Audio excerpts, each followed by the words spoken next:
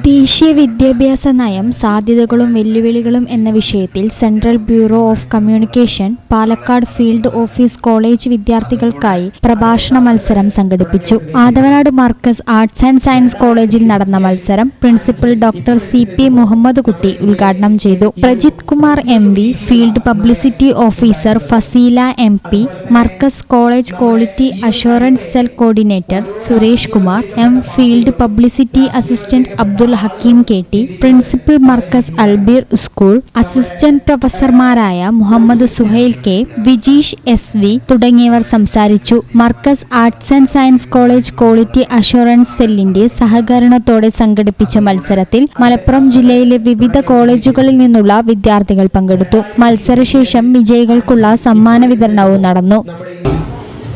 National education policy പുതിയ new education new education പോളിസിയാണ്. National education പോളിസിയെ പറ്റിയാണ് പറയുന്നത്. അപ്പൊ അതുമായിട്ട് ബന്ധപ്പെട്ടുള്ള പ്രവർത്തനങ്ങൾ, പരിപാടികളാണ് ഹയർ എഡ്യൂക്കേഷൻ ഇൻസ്റ്റിറ്റ്യൂഷനിലൊക്കെ നടക്കേണ്ടതും നടക്കുന്നതും. അതിന്റെ ഭാഗമായിട്ടാണ് ഈ പരിപാടിയൊക്കെ നടത്തുന്നത്.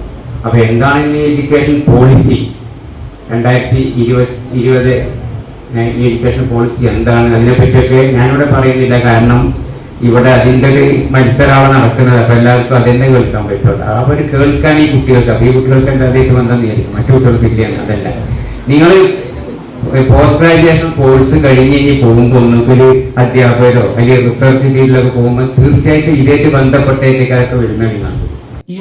ഈ channel news Malappuram.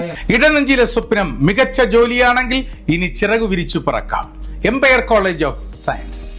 Empire College of Science, Moondal, Kuttipuram, Malappuram.